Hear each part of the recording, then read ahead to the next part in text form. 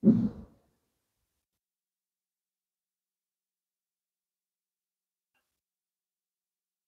les bendiga, mis hermanos. La gracia y la paz de nuestro Dios continúe siendo derramada en cada uno de nuestros corazones. Y quisiera que me acompañen en sus Biblias, como nos decía el pastor, a la epístola a los Efesios, epístola a los Efesios, capítulo 2.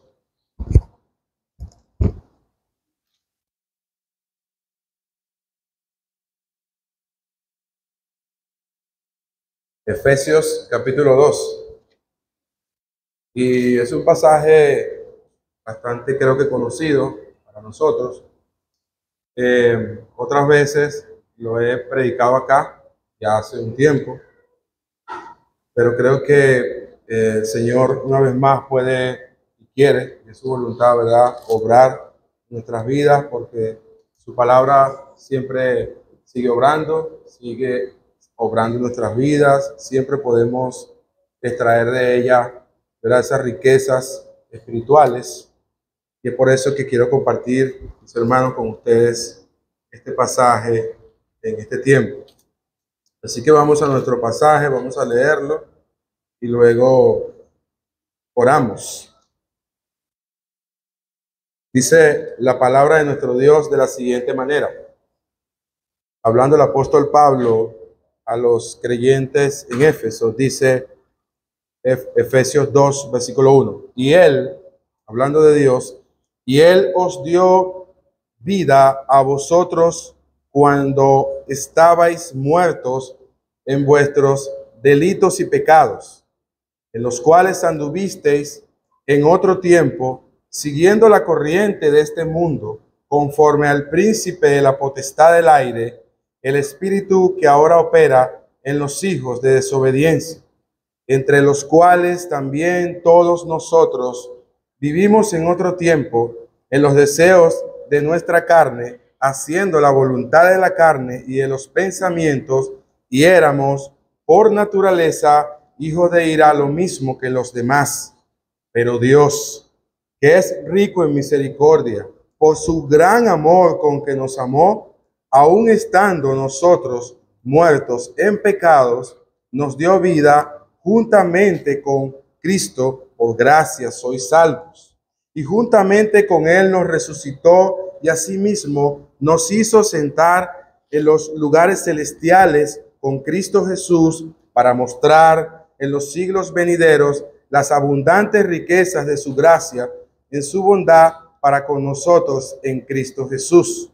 Porque por gracia sois salvos por medio de la fe, y esto no de vosotros, pues es don de Dios, no por obras, para que nadie se gloríe, porque somos hechura suya, creados en Cristo Jesús para buenas obras, las cuales Dios preparó de antemano para que anduviésemos en ellas. Oremos.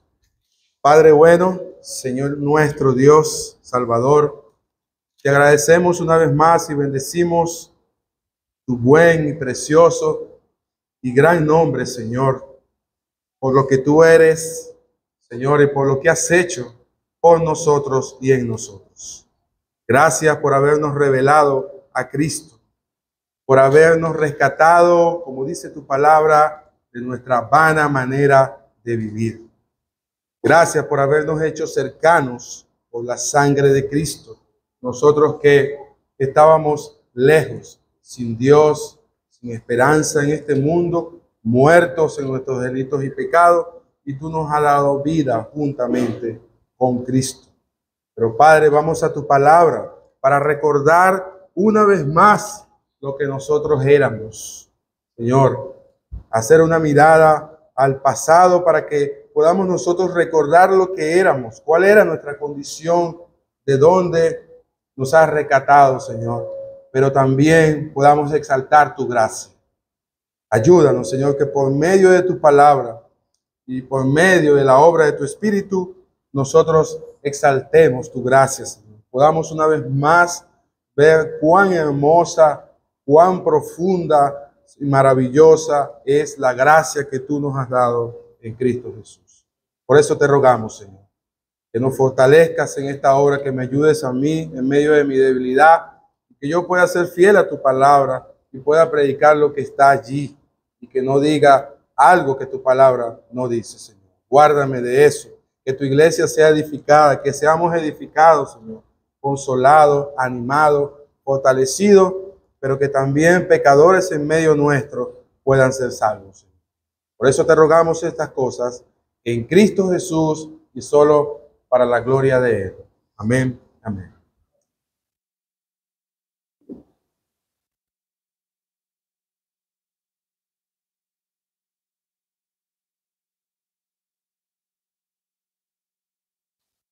Bueno, hace ya unas semanas, como bien saben mis hermanos, yo estuve predicando acerca de esta epístola y de Efesios, y específicamente estábamos en el capítulo 1, ¿verdad? Donde nosotros veíamos cómo el apóstol Pablo nos enseñaba y nos describía las muchas y diferentes bendiciones espirituales que la iglesia, ¿verdad?, que los creyentes hemos tenido y tenemos en Cristo Jesús. Veíamos cómo el apóstol en el capítulo 1 nos enseñaba y nos decía cómo nosotros, los creyentes, cómo la iglesia ha sido bendecida con toda bendición espiritual en los lugares celestiales con Cristo. Hemos sido escogidos, hemos sido elegidos delante de la fundación del mundo, predestinados para ser adoptados hijos suyos, hijos de Dios, ¿verdad?, en amor. Pero también veíamos que hemos tenido y tenemos redención por su sangre, el perdón de pecado, ¿verdad? Se nos ha dado también entendimiento divino acerca de la salvación que tenemos en Cristo Jesús. Pablo también nos deja ver en el capítulo 1 que nosotros los creyentes hemos recibido una herencia, la cual el apóstol Pedro dice en su primera carta que es una herencia incorruptible e inmarcesible, que no se puede corroer, que está reservada para vosotros en los cielos. Veíamos también cómo hemos sido sellados por su Espíritu, por el Espíritu Santo, el Espíritu de Dios que Dios ha hecho morar en nosotros como creyentes desde el momento de nuestra salvación. Hemos sido sellados por su Espíritu, el cual es la garantía de nuestra salvación, y se nos ha dado el Espíritu Santo como un anticipo de nuestra salvación hasta la redención adquirida, ¿verdad? Y todo esto con un propósito, como lo deja ver allí el apóstol Pablo, para la alabanza y la gloria de su gracia, para que sola y únicamente la gracia de Dios sea lo que sea exaltado, ¿verdad?, sea lo que sea glorificado. La gracia de Dios, la gloria de Dios en la salvación de su pueblo, de su iglesia. Pero vemos más adelante, mis hermanos, que también el apóstol, a partir del versículo 15, ese mismo capítulo 1, hasta el versículo 23, Pablo ora por estos creyentes, y él ora para que los cristianos, al igual que para nosotros los creyentes, puedan entender la esperanza que ahora tienen en Cristo, o tenemos en Cristo. Pablo daba gracias a Dios por la fe que tenían estos hermanos, por el amor que se tenían los unos para con los otros. Pablo daba gracias a Dios de cómo ellos se amaban los unos con los otros, pero Pablo oraba también por ellos para que, dice él allí en el versículo 17, para que el Dios de nuestro Señor Jesucristo, el Padre de gloria, os dé espíritu de sabiduría, de revelación en el conocimiento de Él. Dice también, alumbrando los ojos de vuestro entendimiento. ¿Con qué propósito? Para que sepáis cuál es la esperanza que Él os ha llamado y cuáles las riquezas de la gloria de su herencia en los santos. Note lo que dice el versículo 19. Y cuál la supereminente grandeza de su poder para con nosotros los que creemos, según la operación del poder de su fuerza. Y ese mismo poder, dice el apóstol Pablo, ese poder que ha operado en Cristo, resucitándole de los muertos, es el mismo poder que ha operado en nosotros, dándonos vida juntamente con Cristo.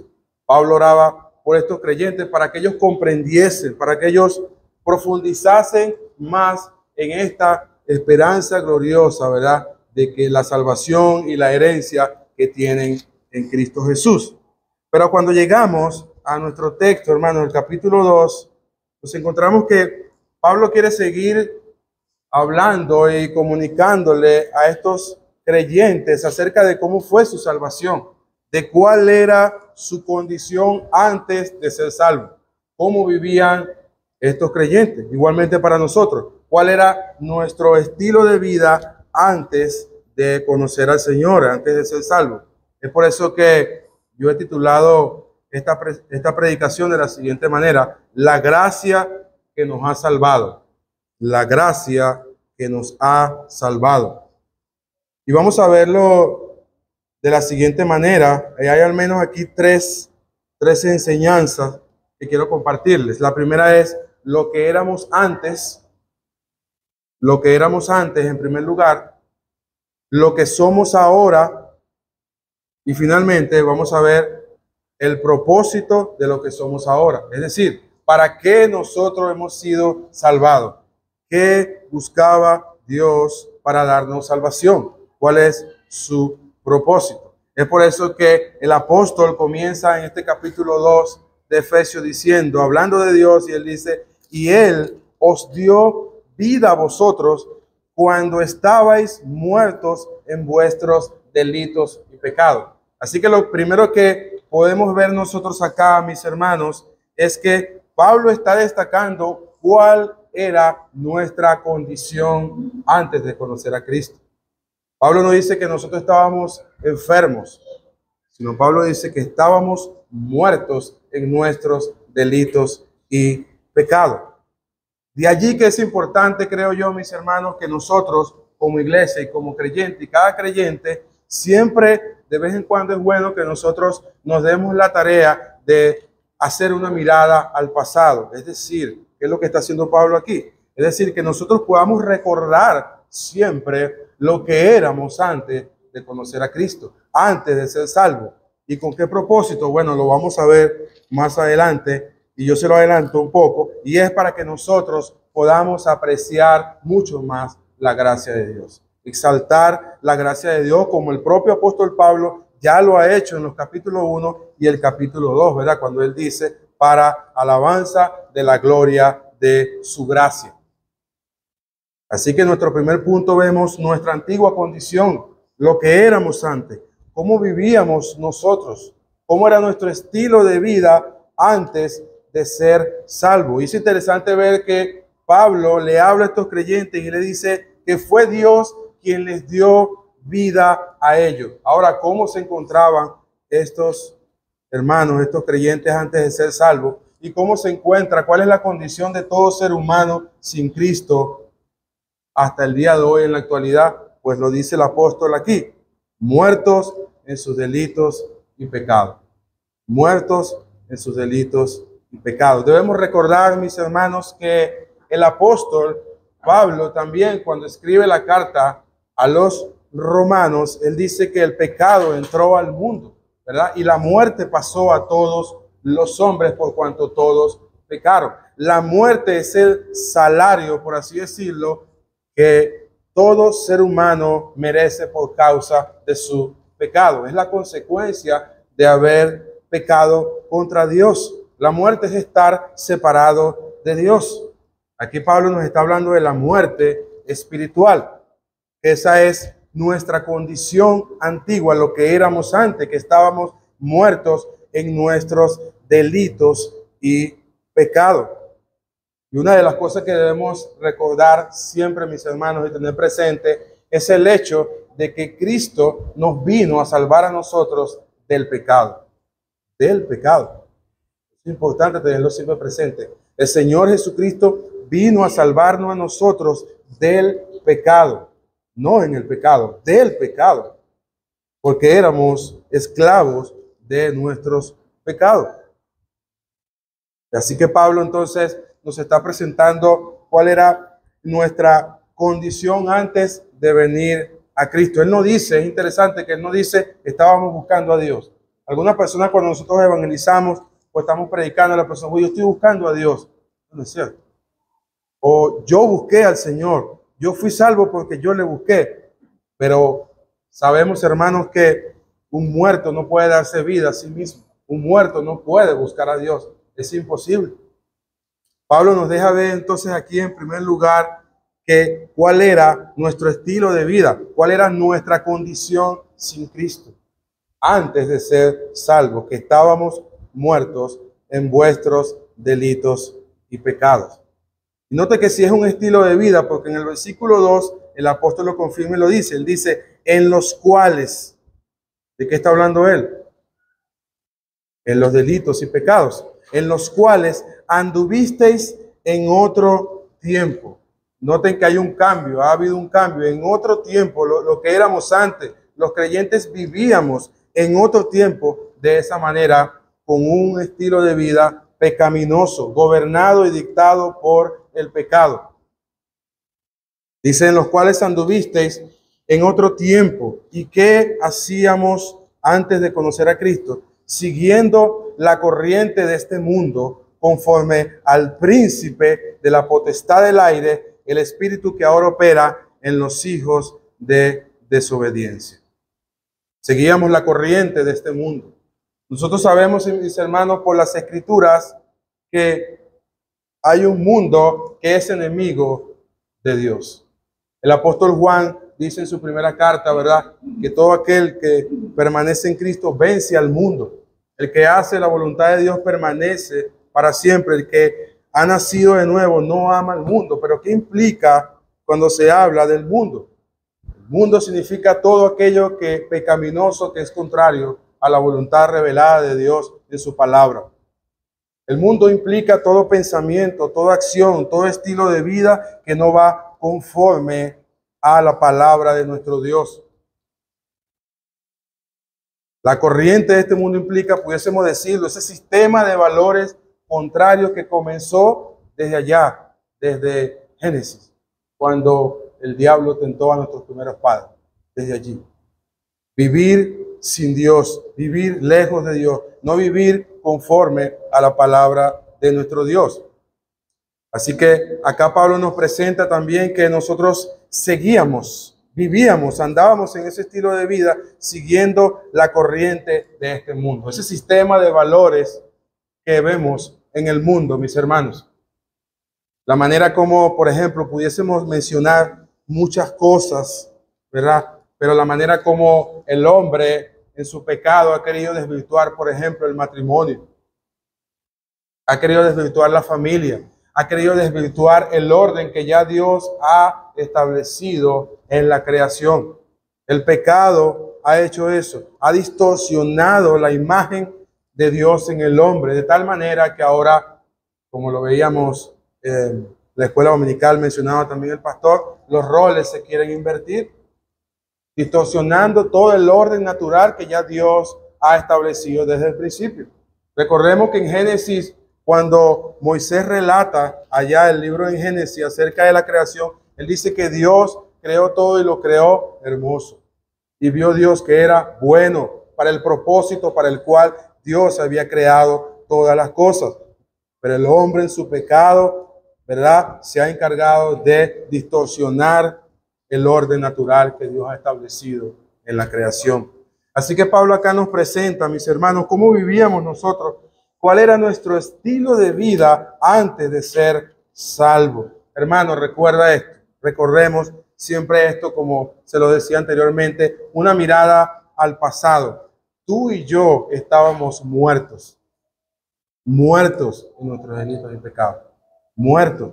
No es que estábamos medio muertos, no, muertos espirituales. Y un muerto no puede darse vida a sí mismo. Un muerto no puede valerse por sí mismo. Si tomamos a una persona que está en una urna, a ver, usted le dice que se levante de allí, miren, ni que es imposible. A menos que, claro, el Señor Jesucristo lo resucite, como sucedió con Lázaro. Pero es imposible.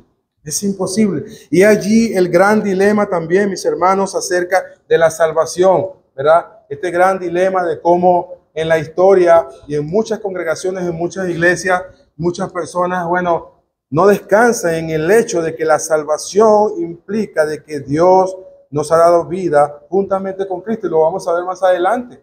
No ven al hombre muerto espiritualmente, como lo dice allí el apóstol Pablo. Pablo quería recordarle y animarle a estos creyentes, ¿verdad? Recordemos que Pablo estaba preso cuando escribió esta carta y quería también animar a los creyentes a que no desmayasen por causa de las tribulaciones que Pablo estaba padeciendo. Quería animarlos a ellos acerca de la salvación, acerca de lo que ellos también eran, que ellos miraran su pasado, pero que también finalmente apreciaran más la gracia de Dios, de cómo Dios los había salvado de ese estilo de vida. Y la comunidad de Éfeso era una comunidad profundamente pagana, donde se adoraba a Diana, por ejemplo, Diana de los Efesios. Eso está en el libro de los Hechos. Entonces dice Pablo, en los cuales anduvisteis en otro tiempo, siguiendo las corrientes de este mundo, ese sistema de valores contrario a la voluntad de Dios, contrario a Dios. Pero saben algo, hermano, Pablo dice también acá que detrás de ese sistema hay alguien que ha estado operando desde siempre. ¿Quién es? El diablo. Dice el apóstol, conforme al príncipe de la potestad del aire, Satanás, el espíritu que ahora opera en los hijos de desobediencia, todos aquellos que no han nacido de nuevo, que no han sido regenerados por el Espíritu de Dios, según lo que dice el apóstol acá, ¿verdad? Y mayormente en Juan capítulo 8, cuando el Señor Jesucristo le habló a los fariseos que ellos decían que eran hijos de Abraham, que eran hijos de Moisés, Cristo les dijo, ustedes, vosotros sois hijos de vuestro padre, el diablo, y las obras, de vuestro padre, el diablo, ustedes quieren hacer. Y sé que es una descripción bastante fuerte, hermanos, pero es lo que la Escritura nos presenta. Todo ser humano nace con esa condición. Nace siendo hijo del diablo. Algunas personas se ofenden mucho con esto, ¿verdad? Cuando evangelizamos a las personas y dicen, bueno, no me gusta la idea de escuchar de que soy hijo del diablo. Todos somos hijos de Dios. Bueno, pero es que la Biblia no dice eso. Juan 1:12 dice, mas a todos los que le recibieron, a los que creen en su nombre, les dio potestad de ser hechos hijos de Dios. Esa es la única manera como la Escritura nos presenta de que nosotros podemos llegar a ser hijos de Dios. Aún los niños también. Todos nosotros que somos adultos, que sabemos que somos pecadores, un día fuimos niños. David decía en el Salmo 51, en pecado me concibió mi madre. David sabía de que desde la raíz misma de su nacimiento, de su concepción, ya él era pecador. Y esto no es más, mis hermanos, que esa doctrina importante también, ¿verdad? Acerca de la doctrina del pecado original, de esa naturaleza pecaminosa que nosotros hemos heredado de Adán allá en el huerto cuando pecó y desobedeció a Dios. El apóstol Pablo nos deja ver en Romanos capítulo 5 que nosotros no solamente somos responsables porque pecamos, sino también nos hace responsables por el pecado de Adán. Todos en Adán nosotros hemos pecado. Algunas personas dicen, bueno, una vez escuché a alguien que decía, si yo hubiera estado en el lugar de Adán, yo creo que yo no hubiera hecho eso que hizo Adán. No, ¿sabe qué? Hubiésemos hecho exactamente lo mismo. Exactamente lo mismo. Exactamente lo mismo. Así que, hermanos, esto es lo que Pablo, en primer lugar, nos quiere destacar de cuál era nuestra condición antes de ser salvos, antes de que Dios nos diese vida juntamente con Cristo. Seguíamos la corriente de este mundo conforme al príncipe de la potestad del aire, ese espíritu que ahora opera en los hijos de desobediencia. Satanás opera hoy, sigue operando en la actualidad en los hijos de desobediencia, en los que no son creyentes. En 2 Corintios 5 hay un pasaje donde el apóstol Pablo dice que el Dios de este siglo, que es el diablo, Satanás, ha cegado el entendimiento de los incrédulos para que no le resplandezca la luz del evangelio de Cristo. No fue el diablo que los hizo incrédulos, ya eran incrédulos. La incredulidad, recordemos, mis hermanos, que es una condición del corazón, es un estado, ¿verdad?, de nuestro corazón, de nuestra naturaleza caída. No fue que el diablo ha hecho a los hombres incrédulos. Los hombres voluntariamente se han vuelto incrédulos contra Dios. Y es interesante, hermano, lo que dice también Pablo en el versículo 3, hablando de este primer punto. Él dice, entre los cuales dice, también todos nosotros vivimos en otro tiempo en los deseos de nuestra carne, haciendo la voluntad de la carne y de los pensamientos, y éramos por naturaleza hijos de ira, lo mismo que los demás. Y me gusta hacer esto, hermano, como dice Pablo aquí, entre los cuales también todos nosotros. Todos. Pablo está incluyendo aquí todo tipo de personas. Los religiosos, los moralistas, los que van al templo, los que no van a la iglesia. Todos, absolutamente todos. ¿Y qué significa todo? Todos es todo. Todos. No hay exclusión alguna para ningún ser humano. Y es interesante, hermanos, porque el propio apóstol Pablo se está incluyendo aquí. Recordemos que Pablo en Filipenses capítulo 3, él da como una especie de credenciales acerca de cómo era su vida antes de ser creyente. Y él habla de que era fariseo de fariseos, que venía de la tribu de Benjamín, en que en cuanto a la ley, llegó a decir Pablo, era irreprensible. Sin embargo, aquí Pablo está diciendo que él también vivía de esa manera.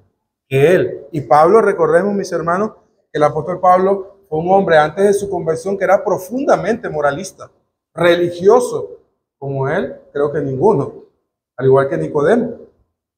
Y sin embargo, Pablo se está incluyendo aquí. Es importante que tengamos presente también que Pablo no está describiendo aquí, como algunas personas piensan, bueno, eso es para una tribu que está por allá en algún lugar, que se comen a la gente, que son caníbales y que hacen desastres, hacen sacrificios. ¿Será que Pablo está hablando allí de ese tipo de personas? No.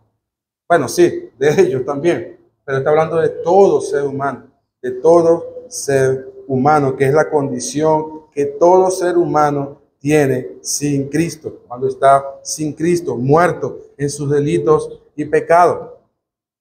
Esclavo, fíjense lo que dice Pablo aquí, entre los cuales también todos nosotros vivimos en otro tiempo, dice, en los deseos de nuestra carne, haciendo la voluntad de la carne y de los pensamientos. Alguien que hace la voluntad de otro ser es un esclavo, porque eso lo está gobernando, ¿no es cierto? Eso lo está gobernando. Y Pablo está presentando aquí también nuestra antigua esclavitud al pecado, cómo vivíamos nosotros antes de ser salvos, antes de ser creyentes. Esclavitud a nuestros deseos, esclavitud a la voluntad de la carne y de los pensamientos. Y dice también, y éramos por naturaleza hijos de ira, lo mismo que los demás. Recordemos, hermanos, que cuando Pablo dirigía estas cartas, la mayoría de estas iglesias estaban conformadas por judíos y gentiles. Lo decía yo en la otra predicación, que es que los judíos la mayoría de las veces, y algunos judíos creyentes cometían el error y se mantenían allí en su postura, pensando de que una vez que se volverían creyentes, iban a tener más privilegios que los gentiles, por ejemplo. Pero Pablo está aclarando esto aquí, él está diciendo, no, todos, tanto judíos como gentiles. ¿Qué es lo que hace Pablo en Romanos capítulo 3 cuando da esa gran descripción acerca de la humanidad? Acusa tanto a judíos como a gentiles, mayormente a los judíos, porque los judíos, ¿verdad?, por el hecho de haber venido de ese pueblo de Israel, pensaban que ese linaje le iba a dar cierto privilegio delante de Dios. Pero Pablo está aclarando esto acá, que tanto judíos como gentiles, él dice, éramos por naturaleza hijos de ira, lo mismo que los demás. Es decir, todos merecen la retribución por igual, por causa de nuestro pecado. Todo tipo de personas. De allí Es por eso que Pablo nos está enseñando y expresando cuál era nuestra condición antes de ser salvo. Hermanos, el pecado es la cosa que Dios más aborrece. El pecado es algo horrible, horrendo para Dios. Dios no puede tolerar el pecado en ninguna manera. Lo vemos en pasajes del Antiguo Testamento, por ejemplo, que nos dice, ¿verdad?, que Dios no dará por inocente al culpable. ¿Cuántas veces en esos testimonios que nos describe el Antiguo Testamento, por ejemplo, cuando Dios quería consumir al pueblo de Israel, era por causa de su pecado? Cuando, por ejemplo, se tragó la tierra a Coré, y a muchos de ellos cuando se rebelaron contra el liderazgo de Moisés, por causa de su idolatría, por causa de sus murmuraciones al liderazgo de Moisés. Y Dios en su gracia, en su paciencia, vemos en el antiguo pacto cómo Dios no los consumió muchas veces. Pablo está dejando ver aquí entonces que esa era nuestra condición. Y esa es la condición actual de toda persona sin Cristo. Juan 3:36 dice el que rehúsa creer en el Hijo de Dios, la ira de Dios está sobre él. No dice que estará, dice está sobre él. Hermanos, como decía, el pecado es la cosa que Dios más aborrece. Su ser lo abomina con toda su fuerza. Y allí que, por eso es que nuestro Señor y Salvador Jesucristo murió en la cruz. Vino para morir en la cruz y para salvarnos de nuestros pecados. Y claro, aquí vemos un cuadro tétrico, fuerte, que era nuestra condición antes de ser salvo, antes de ser creyentes, y es la condición de todo ser humano sin Cristo en la actualidad. Pero ¿qué tuvo que pasar? ¿Qué pasó? ¿Qué sucedió para que esto cambiara? Y es lo que vamos a ver en nuestro segundo punto, el versículo 4. Nuestro segundo punto es lo que somos ahora. ¿Qué somos ahora? A partir del versículo 4 dice, pero Dios. Leí en una oportunidad de R.C. Sproul, nuestro hermano que ya partió con el Señor. Decía R.C. Sproul que este es el pero más glorioso en todas las Escrituras. El pero más glorioso. Porque es el pero, ¿verdad?, que comunica el amor de Dios, la misericordia salvadora de Dios hacia pecadores indignos, merecedores de esa ira. Y es el pero que nos ha traído un cambio, como vemos acá, de lo que éramos antes a lo que somos ahora, como creyentes. Pablo dice, pero Dios, que es rico en misericordia, por su gran amor con que nos amó. Note que aquí Pablo está presentando la causa de ese amor. Pablo no está diciendo, pero el hombre, pero su esfuerzo, pero él estaba buscando a Dios, pero él estaba tratando de hacer las cosas bien. No. Pablo dice, pero Dios, que es rico en misericordia, por su gran amor con que nos amó, ¿qué hizo Dios? Aún estando nosotros muertos en pecados, nos dio vida juntamente con Cristo, por gracia sois salvos. Como decía, mis hermanos, este es el pero más glorioso en todas las Escrituras, porque comunica el amor de Dios, el gran amor de Dios, la misericordia de Dios. Juan 3:16 dice que de tal manera amó Dios al mundo que ha dado a su Hijo unigénito para que todo aquel que en él crea no se pierda, sino que tenga vida eterna. El amor salvífico de Dios se ha manifestado de esa manera, de tal manera que pecadores indignos que solo merecían la ira, la justa y santa ira de Dios, Dios ha decidido amar a viles e indignos pecadores, dando a su Hijo en la cruz del Calvario. Y es hermoso porque el apóstol dice aquí que Dios es rico en misericordia. Dios ha desplegado, como ya lo veíamos en el capítulo 1, mis hermanos, lo habíamos visto, Dios ha desplegado sus misericordias sobre su pueblo, sobre un pueblo que Él ha redimido, que Él ha de salvar, que la Biblia llama los elegidos, los escogidos, los predestinados. Y Dios tiene un amor especial por su pueblo, por aquellos que Él ha salvado y aquellos que han de ser salvos también, que las Escrituras llaman los elegidos. Aquí vemos ese cambio, ese contraste, ¿verdad? Entre, como decíamos, entre lo que éramos y lo que somos ahora. ¿Cuál fue la causa? El amor de Dios, su amor.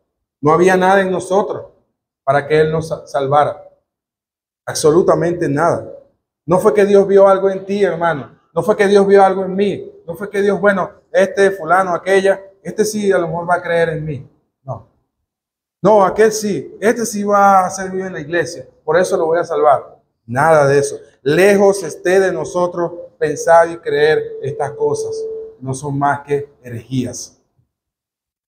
Lo que dice el apóstol aquí, que la causa fue su gran amor. El amor de Dios, por su gran amor con que nos amó, dándonos vida cuando estábamos muertos en nuestros delitos y pecados. Esta es la gracia que nos ha salvado, hermano.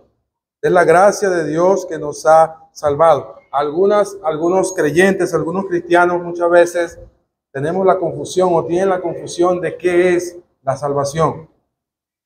Hay una película, ahorita no recuerdo el nombre, que tal vez ustedes la recuerden, si menciona algunas cosas, pero hay una película bien extraña que las personas usaban un reloj, entonces ellas cada cierto tiempo tenían que ir a cierto lugar, a una máquina como para recibir vida, entonces se perseguían unos a otros porque el otro le iba a quitar la vida a esto, y entonces algo así, muy extraño, y se mantenían así como que tenían la vida por momentos, de manera temporal. Muchas veces, hermanos, nosotros pensamos y creemos que la vida eterna es algo así. ¿Sabe qué es la vida eterna, mis hermanos? Según Jesús en Juan 17:3, y esta es la vida eterna, que te conozcan a ti, al único Dios verdadero, y a Jesucristo, a quien has enviado. Y eso comienza desde el momento en que Dios regenera nuestro corazón. Allí comienza la vida eterna. Algunos cristianos piensan que la vida eterna comienza cuando vamos al cielo. Sí, allá será finalmente la vida eterna en toda su plenitud, en toda su gloria, sin pecado, sin estorbo. Pero desde el momento en que nosotros creemos en el Señor Jesucristo, desde allí nosotros comenzamos a experimentar la vida de Dios en nosotros. Jesús dijo, el que cree en mí, como dice la Escritura, de su interior correrán ríos de agua viva. La vida de Dios en nosotros. Por eso le decía que algunos creyentes piensan que la vida eterna es algo así, por momentos y ya simplemente, o simplemente un pasaje para ir al cielo. Pero no, hermano. Pablo dice aquí que nosotros hemos recibido vida juntamente con Cristo. Ahora es interesante porque aquí Pablo está hablando de que hemos recibido vida juntamente con Cristo porque estábamos muertos en nuestros delitos y pecados. Y Pablo está destacando el hecho de que lo mismo que sucedió con Cristo, él está hablando de esos aspectos históricos con Cristo, también ha sucedido con los creyentes. Así como Cristo murió por nuestros pecados y resucitó de entre los muertos, nosotros también hemos resucitado de nuestra muerte espiritual. Todo cristiano verdadero es cristiano, obviamente, porque ha sido resucitado de su muerte espiritual. Pablo dice, aún estando nosotros muertos en pecados, nos dio vida juntamente con Cristo, por gracia sois salvos. Esto no es más también, mis hermanos, que la doctrina de nuestra unión con Cristo. La salvación es eso, estar unidos a Cristo, estar unidos a Él. Se da cuenta que es mucho más que un pasaje para ir al cielo. Se da cuenta que es mucho más de ser librado de los tormentos del infierno, sino es estar unidos a Cristo, pegados a Él, que es la vid verdadera. Por eso Pablo dice que Dios nos ha dado vida juntamente con Cristo. Por gracias sois salvos. ¿Y qué es la gracia? La gracia es un don inmerecido. Dios nos ha dado a nosotros, mis hermanos, lo que nosotros no merecíamos. Lo que merecíamos nosotros era la justa ira de Dios por causa de nuestros pecados. Pero Dios nos ha dado lo que no merecíamos. Eso es la gracia, es un don, es un regalo, algo que no merecíamos. Dios ha sido misericordioso con nosotros, salvándonos de nuestro pecado, dándonos vida juntamente con Cristo. Y como les decía, que lo mismo que sucedió con Cristo, ha sucedido y sucederá con todo creyente, con todo pecador que sea salvo, sucederá también. En el sentido espiritual, dice el versículo 6, y juntamente con Él nos resucitó para andar en vida nueva, como dice Pablo en Romanos capítulo 6. Para vivir ahora con una conciencia diferente, para no hacer los mismos, sino ser diferentes y vivir para la gloria de Dios. Dice también, y asimismo nos hizo sentar en los lugares celestiales con Cristo Jesús. Dios nos ha hecho sentar en los lugares celestiales con Cristo Jesús. Hermano, yo creo que esto tiene que animarnos a nosotros y ayudarnos a avanzar en nuestra vida cristiana acerca de lo que Dios nos ha dado a nosotros en Cristo. ¿Se da cuenta de lo que dice allí? Que asimismo nos hizo sentar en los lugares celestiales con Cristo Jesús. Pablo dice en otro pasaje, creo que se lo dijo a los Corintios, de que nosotros vamos a reinar juntamente con Cristo. Vamos a reinar con Él. Tenemos una herencia. Somos coherederos con Cristo. Dice el apóstol Pablo también. Está hablando de nuestra posición, de lo que somos ahora como creyentes estando en Cristo. Hermano, esto es la salvación. Esto es la gracia que nos ha salvado a nosotros. Es muy triste ver cómo en otros lugares por allí se escucha las atrocidades y todas las cosas que la gente dice acerca de la salvación. Casi que ponen a las personas, ¿verdad? Para que las personas, bueno, acepta a Cristo como Salvador. Dile que venga a tu corazón, dile que venga a tu vida. Ahora comienza a vivir como cristiano. Comienza a hacer estas cosas como cristiano. Ven a la iglesia. ¿Pero cómo va a hacer eso? Es imposible. Pablo, ya hemos visto que Dios nos ha dado, ¿verdad? Como lo leíamos, Dios nos ha dado vida juntamente con Cristo. Si estábamos muertos en nuestros delitos y pecados, ¿cómo? ¿Cómo es posible hacer eso? Tenemos que recibir la vida, como dice el apóstol acá. Esto es la salvación, hermano. Y hoy que tenemos la cena del Señor, creo que es propicio para que nosotros también recordemos, exaltemos una vez más la gracia de Dios. Recordemos lo que éramos, lo que Dios ha hecho por nosotros a través de Cristo, lo que tenemos ahora. ¿Cuál es nuestra posición? ¿Qué somos ahora? ¿Qué eres tú, mi hermano? Un heredero de esa salvación. Alguien que ha recibido vida juntamente con Cristo. Ahora, hermanos, lastimosamente, como yo les decía, se ha hablado muchas cosas equivocadas acerca de la salvación. Pero ¿qué buscaba Dios en nuestra salvación? ¿Para qué Dios nos ha salvado? Simplemente para que los pecadores vayan al cielo una vez que son salvos, y eso es verdad, eso es cierto, por supuesto. Es una consecuencia de ser salvo, ser librado de los tormentos del infierno, y eso es verdad, todo eso es cierto. Pero ¿cuál es ese propósito, verdad, altísimo, trascendente, verdad, que Dios busca en nuestra salvación? Y lo vamos a ver en nuestro tercer punto. Dice el versículo 7. ¿Por qué Dios nos ha dado vida juntamente con Cristo? ¿Por qué Dios nos ha sentado en los lugares celestiales juntamente con Cristo? Pues para mostrar, para eso, para mostrar, ¿qué cosa? En los siglos venideros, las abundantes riquezas de su gracia en su bondad para con nosotros en Cristo Jesús. Mostrar en los siglos venideros las abundantes riquezas de su gracia en su bondad para con nosotros en Cristo Jesús, para que su gracia y solo su gracia, mi hermano, mi hermana, sea lo que brille, sea lo que sea exaltado y no nosotros.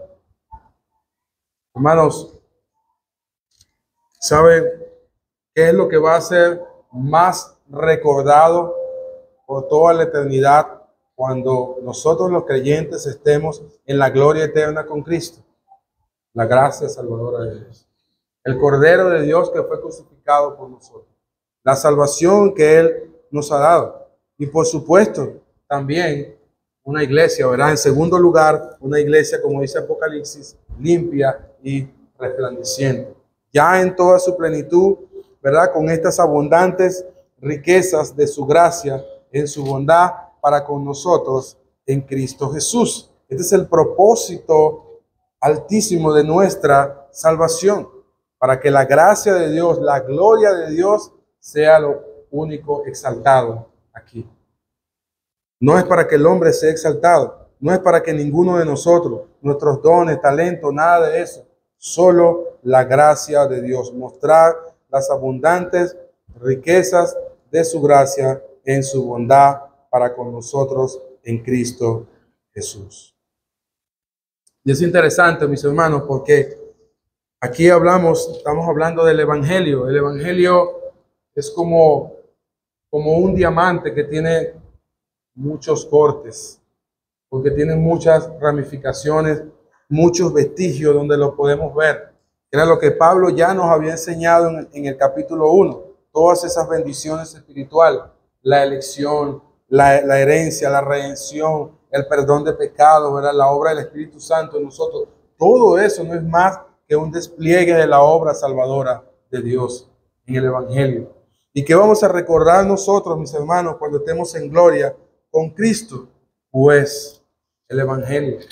El Evangelio. Hay cristianos, hay creyentes que muchas veces hablan de el mar de cristal, las calles de oro y todo este tipo de cosas. Pero es mucho más que eso, hermano. Mucho más que eso. Es mostrar las abundantes riquezas de su gracia en su bondad para con nosotros en Cristo Jesús. Note lo que dice aquí mismo en el capítulo 1, versículo 12. Dice, a fin de que seamos para alabanza de su gloria, nosotros los que primeramente esperábamos en Cristo. Dice también acá el versículo 14, que es la jarra, hablando acerca del Espíritu Santo, que es la jarra de nuestra herencia, hasta la redención de la posesión adquirida para alabanza de su gloria. Pablo está dejando muy claro que ese es el propósito de nuestra salvación. La gloria de Dios, el fin principal de la salvación de pecadores indignos es la gloria de Dios. Es que esas joyas que se desprenden del Evangelio, esas riquezas terminen dando únicamente gloria a Dios por su grandiosa y eterna salvación en Cristo Jesús. Es eso. Las abundantes riquezas de su gracia en su bondad para con nosotros en Cristo Jesús. ¿Sabe cuántas cosas podemos incluir aquí? Pablo lo enseña, por ejemplo, en Romanos, la justificación, todas estas doctrinas fundamentales de la vida cristiana que nosotros como creyentes las disfrutamos, las experimentaremos de este lado de la eternidad, pero que finalmente de manera más plena, perfecta, sin pecado, ¿verdad? Y gloriosa, las experimentaremos en toda su totalidad en gloria cuando estemos con Cristo, finalmente con Él y podamos verle cara a cara. Y todo esto porque Pablo nos da la razón. ¿Cuál fue la razón de eso? Pues porque por gracia sois salvos. Por gracia sois salvos, por ese don inmerecido, por medio de la fe, y esto no de vosotros, pues es don de Dios. Pablo está diciendo acá que tanto la gracia como la fe son dones de Dios. Dios nos ha hecho creer. Pablo le dijo a los filipenses que a los creyentes no solo se les ha concedido el creer, sino que también padezcáis por Cristo. Pero Pablo está diciendo allí que se les ha concedido, es decir, el arrepentimiento, la fe es un don de Dios. De hecho, hermano, es importante que también nosotros recordemos, y cualquier persona que quizás está aquí en medio nuestro, que no es salvo aún todavía, recordar esto.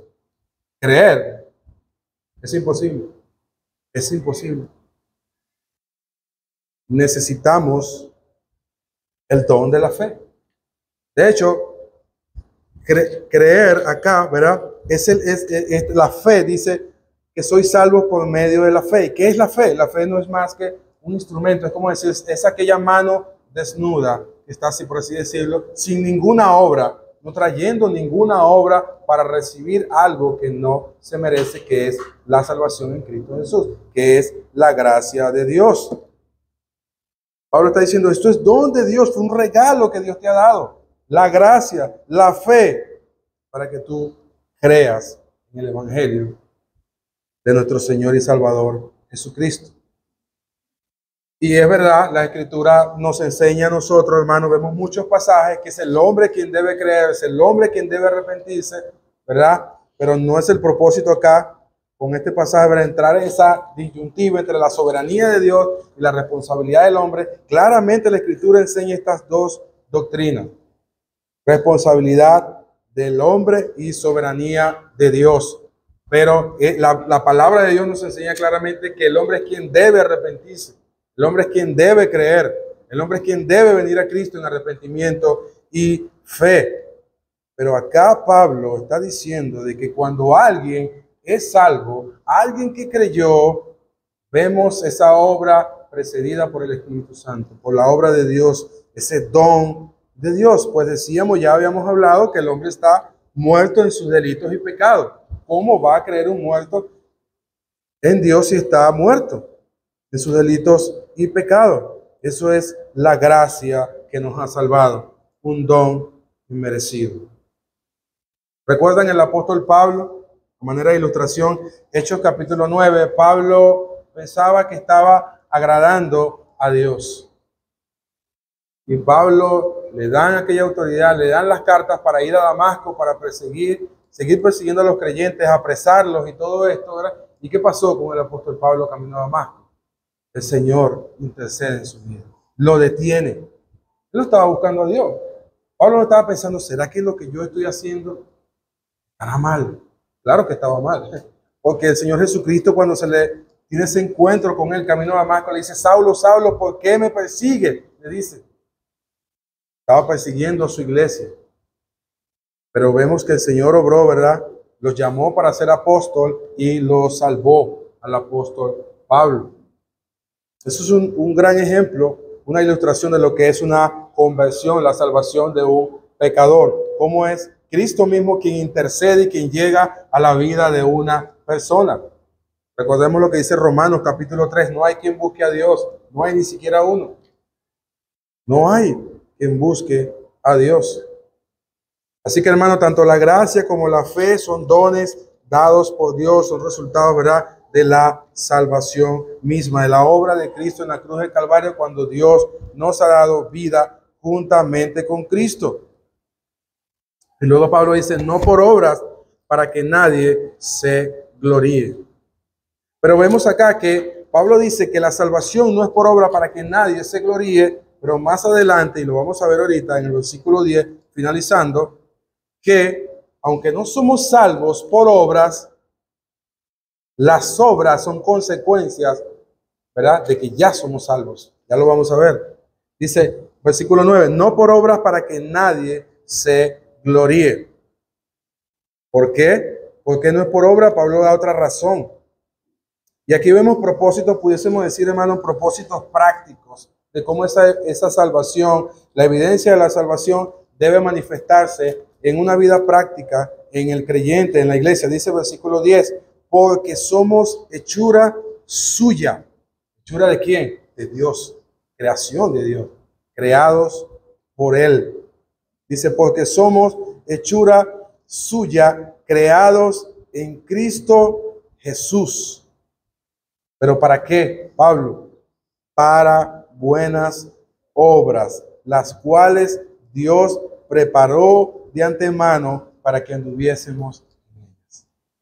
Hechura suya, creación de Dios. Ahora está diciendo, la salvación es obra de Dios, obra de Él, creación de Él.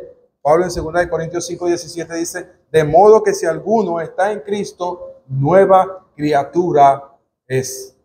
Hermano, hermana, tú que eres creyente, ¿sabes qué eres tú? Una nueva creación. Dios cuando nos salvó, Él no nos reformó, no, Él nos hizo nuevo. Porque todo lo que había en nosotros, nuestro pecado, nuestra naturaleza pecaminosa, simplemente no servía. No servía. Dice Pablo acá que somos hechura suya, creación de Él. En Génesis se nos dice, ¿verdad?, que somos creación de Dios, que Dios creó al hombre, ¿verdad? Dios nos ha creado del polvo, a imagen y semejanza de Dios. Pero lo interesante, hermano, es que los creyentes, cuando un pecador es salvo, Dios lo crea, lo hace de nuevo, como dice el hermano Paul Washer, pero lo hace con una masa corrupta. Como dice él mismo, en palabras de él, el hermano Paul Washer dice que más poder de Dios se despliega allí en la salvación de un pecador, porque Dios está tomando la vida de un pecador, la masa corrupta que no sirve simplemente para ser echado al infierno por causa de su pecado, y lo transforma en una nueva criatura. Esto es la salvación. Somos hechura suya, creación de Dios, obra de Dios, obra de Él. Es una obra de Él, creado ¿en quién? En Cristo Jesús. Como decía, para esos propósitos prácticos, para buenas obras, para buenas obras. Aquí vemos otro propósito práctico. Hemos sido salvados para andar en buenas obras. La pregunta es, mis hermanos, para que nosotros pudiésemos también reflexionar, ¿estamos nosotros andando en buenas obras? Nos cuesta tanto a nosotros andar en buenas obras. Y no estoy diciendo esto que tenemos que andar en buenas obras para ser salvos ni nada de eso. Ya Pablo nos ha dicho, ¿verdad?, de que la salvación no es por obra para que nadie se gloríe, sino que él está dejando por sentado y claro que una vida salva, un pecador que ha sido salvo, es alguien que va a andar en buenas obras. ¿Por qué? Bueno, y dice, las cuales Dios preparó de antemano para que anduviésemos en ella. Es interesante porque Pablo nos dice para que algún día anduviésemos en ella, para ver si nosotros dejamos o le permitimos a Dios que andemos en esas buenas obras. Nos dice para que anduviésemos en ellas, es decir, es una realidad. Y otra cosa que llama la atención, hermanos, es que este pasaje, versículo 10, termina, ¿verdad?, presentando ese cambio, ese contraste fuerte entre lo que nosotros éramos. Note que en el versículo 1 de este mismo capítulo 2 dice que éramos, andábamos en otro estilo de vida. Y luego aquí en el versículo 10, Pablo dice que somos hechura de Dios, creados en Cristo Jesús, para andar en buenas obras, las cuales Dios preparó de antemano para que anduviésemos en ellas. Es decir, se espera, las expectativas de transformación de un pecador, de alguien que es salvo, es que ya no ande más en ese estilo de vida, que ya no viva más de esa manera. De allí los verbos que presentaba Pablo cuando los vimos: éramos, andábamos, vida pasada, la mirada hacia lo que éramos en el pasado, en nuestra antigua condición sin Cristo. Y claro, hermano, por supuesto, las buenas obras, nosotros podemos encontrar otros pasajes en las Escrituras donde nos anima, donde el apóstol Pablo, por ejemplo, en sus cartas, él anima a los creyentes a que abundemos más y más en buenas obras, a que crezcamos más en buenas obras, no para nosotros ser salvos, pues ya somos salvos, sino para que crezcamos más conforme al carácter de Cristo. Pero las buenas obras, aunque no nos salvan, las buenas obras que Dios ha preparado de antemano son un resultado inmediato de la salvación, consecuencia de ser salvo. No puede ser, es imposible, es inconcebible. De hecho, es contradictorio que alguien diga que es creyente y su vida no evidencia en algún grado, no de manera perfecta, en algún grado, buenas obras. No puede ser. Porque el pasaje está diciendo que para eso Dios nos salvó y Él las preparó de antemano. ¿Para qué? ¿Con qué propósito práctico? Para que anduviésemos en ella, para que ahora llevemos un estilo de vida diferente, y nuestro estilo de vida, aunque ciertamente no perfectamente, pero sí sinceramente, nuestro estilo de vida sea un estilo de vida que sea evidenciado por buenas obras. ¿Ve la idea, hermano? Eso es la salvación. Por eso yo decía que la salvación es mucho más que ir al cielo, mucho más que ser librado del castigo del infierno. Es una vida transformada, es un estilo de vida diferente, cada vez más conformado y parecido al carácter de nuestro Señor y Salvador Jesucristo. La pregunta es esta: ¿Cristo anduvo en buenas obras cuando estuvo aquí en la tierra? Claro. El apóstol Juan, en su primera carta, él dice, hablando acerca de la salvación, hablando acerca de las evidencias de ser salvo, dice el apóstol Juan en su primera carta que el que dice que permanece en él debe andar como él anduvo. Claro, Juan no está diciendo ahí que todo aquel que diga que es creyente ahora debe tomar 12 apóstoles, ¿verdad? Discipularlo y estar con ellos. No, Juan no está diciendo eso, sino que debe tener una semejanza a Cristo.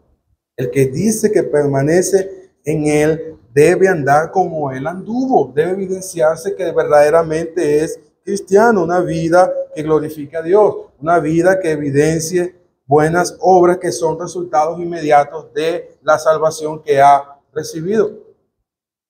Lamentablemente, como les decía a mis hermanos, se ha distorsionado mucho la salvación en algunos lugares y ponen a las personas a hacer cosas, hacer y hacer. Ya, una especie de activismo espiritual, por así decirlo, dentro de las iglesias. Mientras te mantengas haciendo esto, entonces casi que te mantienes siendo salvo. Pero eso no es lo que enseña la Biblia. Es simplemente algo, va a ser algo, tiene que ser algo natural, hermano. Nadie tiene que estar, ¿verdad?, obligando a un cristiano verdadero para que ore, por ejemplo. Necesitamos ser animados, claro, el pastor siempre lo hace, para que oremos, para que leamos las escrituras siempre, porque muchas veces no lo hacemos como deberíamos. Pero nadie tiene que estar, ¿verdad?, obligándolo. Vamos, tienes que orar. Eso es algo natural. Eso es fruto de la salvación. Andar en buenas obras y orar, leer la palabra, deleitarse en ella, es una buena obra también, hermano. Es una buena obra. Así que, hermanos, hemos visto lo que nosotros éramos antes. Hemos podido echar una mirada al pasado, de cuál era nuestra condición antes de ser salvos, lo que éramos, ¿verdad?, antes de ser cristianos. ¿Y qué somos ahora? Ahora somos creyentes, somos salvos, hemos recibido vida juntamente con Cristo, y por gracia hemos sido salvados. Pero hemos sido salvados ahora para vivir para la gloria de Dios, para que solo y nada más la gloria de Dios, la gracia de Dios sea exaltada en nuestras vidas, glorificada, magnificada. Por eso yo le decía al principio, hermano, que quiera Dios que nosotros, a través de recordar esta sección de este pasaje, nosotros podamos salir de acá apreciando más y más la gracia de Dios, lo que Dios ha hecho por nosotros, lo que somos ahora, no solo lo que somos ahora, lo que hemos de ser, como dice el apóstol Juan allá en su primera carta, capítulo 3, cuando él dice, mirad, hermanos, verán lo que somos ahora, que ahora somos llamados hijos de Dios, y no se ha manifestado lo que hemos de ser, que seremos semejantes a Él, recibiremos un cuerpo glorificado, el pecado será completamente desarraigado de nuestras vidas, mis hermanos, y que nosotros valoremos más sigamos exaltando más la gracia de Dios, la gracia que nos ha salvado, ¿verdad? De esa mortandad espiritual en la cual nosotros vivíamos antes, pero lo que somos ahora por causa de la gracia de Dios. Así que, hermanos, reflexionemos, pensemos, ¿cómo estamos nosotros viviendo nuestra vida cristiana? ¿Estamos apreciando nosotros la gracia de Dios? ¿Estamos exaltando la gracia que nos ha salvado? Sí, digo esto porque nosotros muchas veces quizás podemos, hermanos, hermanas, dar por sentado, bueno, soy salvo, somos salvos de la iglesia, hago esto en la iglesia, chévere, fino, todo está bien, voy para el cielo. Pero no, hermano, yo no creo que eso sea el propósito, ¿verdad? De lo que Pablo dejó aquí para estos creyentes, tanto en el capítulo 1, en el capítulo 2. Y esto tiene que ayudarnos a nosotros, por así decirlo, como para nosotros despegarnos más de esta tierra, por así decirlo, de nuestros malos deseos, de todas aquellas cosas que sabemos que tienen que cambiar en nuestras vidas. Por eso, hermano, yo te invito a que reflexiones en eso, reflexionemos en eso. Recordemos lo que éramos, lo que somos ahora, para que podamos nosotros apreciar y exaltar la gracia de Dios que nos ha dado en Cristo Jesús. Todo esto es por causa de Cristo. Ya lo hemos visto, nos lo ha dicho el apóstol, hemos recibido vida juntamente con Cristo. Es en Él y solamente en Él. Es estar unidos a Cristo que nosotros podemos ser salvos. Y seremos salvos finalmente cuando Cristo venga en gloria. Amigo, tú que te encuentras aquí, o amiga que nos visitas, nos da gusto verte aquí con nosotros, que siempre nos visita, nos acompaña en nuestras reuniones escuchando la palabra de Dios. Pero escucha bien, no de ninguna manera descanses en simplemente venir a la iglesia. No descanses en nada de eso. No te baste simplemente con venir a los cultos y pensar que todo está bien por venir a los cultos. No te baste simplemente con exponerte a la palabra de Dios. La Biblia es muy clara. Debes arrepentirte, debes creer en Jesús, debes abandonarte a su misericordia, debes confiar en Él para salvación y Él lo hará. Ven a Él en arrepentimiento y fe. Ven con todos tus pecados, con todas tus fallas, con todos tus errores. Ven a Cristo en arrepentimiento y fe. Ya hemos visto lo que Cristo ha hecho por viles e indignos pecadores. Ven a Él y serás salvo. Y vivirás para la gloria de Dios y comenzarás a andar también en buenas obras. Hermanos, el Señor les bendiga. Esto era lo que quería compartir con ustedes. Que el Señor nos ayude y que vamos a tomar la cena y vamos a recordar la gracia de Dios una vez más a través de los elementos de la cena y que nosotros podamos reflexionar, ¿verdad? Y glorificar una vez más a nuestro Dios por la gracia que nos ha salvado, que nos ha dado en Cristo Jesús. Amén. Oremos. Padre, gracias. Te damos una vez más por tu palabra, Señor. Ella es maravillosa. Ella es única, Señor. Y no hay momento en el cual nosotros que digamos, podamos decir que no la leamos y que no encontremos un provecho en ella. Siempre ella es viva. Siempre ella es eficaz. Siempre ella es cortante, como espada que traspasa lo más profundo de nuestro ser. Gracias por tu palabra que nos recuerda lo que nosotros éramos antes, Señor. Que éramos viles pecadores, hijos de ira lo mismo que los demás. Pero tú, oh Dios, tu amor se manifestó dándonos vida juntamente con Cristo y por gracia hemos sido salvados. Oh Señor, perdónanos cuando muchas veces nosotros no hemos apreciado tu gracia como deberíamos hacerlo.